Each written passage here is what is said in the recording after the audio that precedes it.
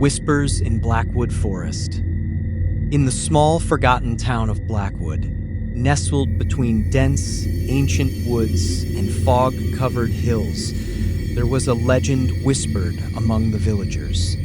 A legend about the forest that nobody dared to enter after sunset. They called it Blackwood Forest, but the locals referred to it as the Whispering Woods, for reasons nobody dared to explain. It was said that long ago, a terrible curse befell the forest. Anyone who wandered into its shadows after nightfall would hear whispers, soft at first like the rustling leaves. But as the night deepened, the whispers grew louder, more urgent, calling out names, secrets, fears. Many who entered never returned, and those who did were never the same.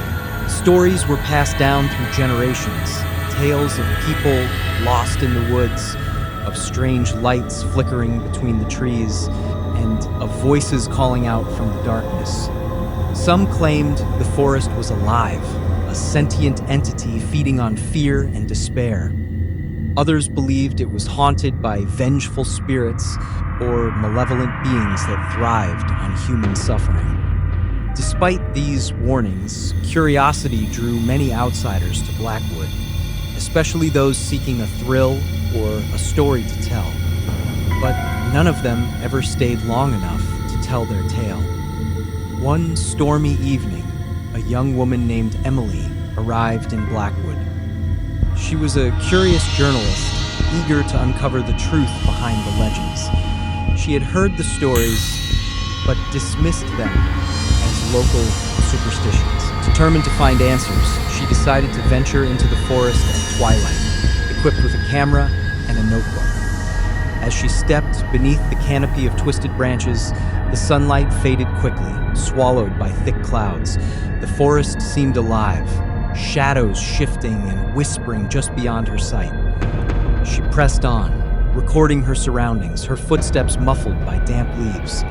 The further she went, the more oppressive the atmosphere became. The air grew thick with the scent of damp earth and decayed wood. The trees seemed to lean in, their gnarled limbs like skeletal fingers reaching for her. She could feel eyes watching her from the darkness. Soon, she began to hear the whispers. At first, she thought it was the wind, but then the words became distinct. "Come closer," they beckoned. "Tell us your secrets." Her heart pounded, but her curiosity pushed her forward. Deeper into the woods, Emily encountered strange symbols carved into the bark of trees, ancient, indecipherable. The symbols shimmered faintly in the moonlight, glowing with an unnatural hue. The air grew cold, and an unnatural silence replaced the whispering. Suddenly, her camera flickered and went dark. She tried to turn it back on, but it refused. Then, she saw them, shadowy figures lurking just out of sight, their forms flickering like dying flames. Their eyes glowed faintly, piercing her with silent accusations. She wanted to run, but her legs felt glued to the ground. The whispers returned, now frantic, echoing inside her mind. "Join us," they hissed. "We are waiting." Emily felt a cold hand grasp her shoulder, then another, pulling her into the darkness. She screamed, but no sound escaped. When she finally awoke, she was lying on a bed of moss, the moonlight filtering through the trees. The forest was silent again, as if nothing had happened. She scrambled to her feet and ran back toward town, her mind shattered. Back in Blackwood, she told her story, but no one believed her. The villagers only shook their heads, warning her never to speak of what she saw. But Emily knew better. The whispers had followed her home, echoing in her mind every night. She tried to leave Blackwood, but the whispers never let her go. They invaded her dreams, her thoughts, her very soul. And every night, the voices grew louder, calling out to others, summoning new victims into the embrace of the Whispering Woods. The descent into darkness. Over the following weeks, Emily's behavior changed. She became withdrawn, haunted by the voices and visions no one else could see. Her skin grew pale, her eyes hollow. She would sit for hours in her room, clutching her head as if trying to hold back the flood of whispers. One night, she heard a new voice, calmer, more commanding than the rest. It beckoned her, promising clarity and answers if she would only come back.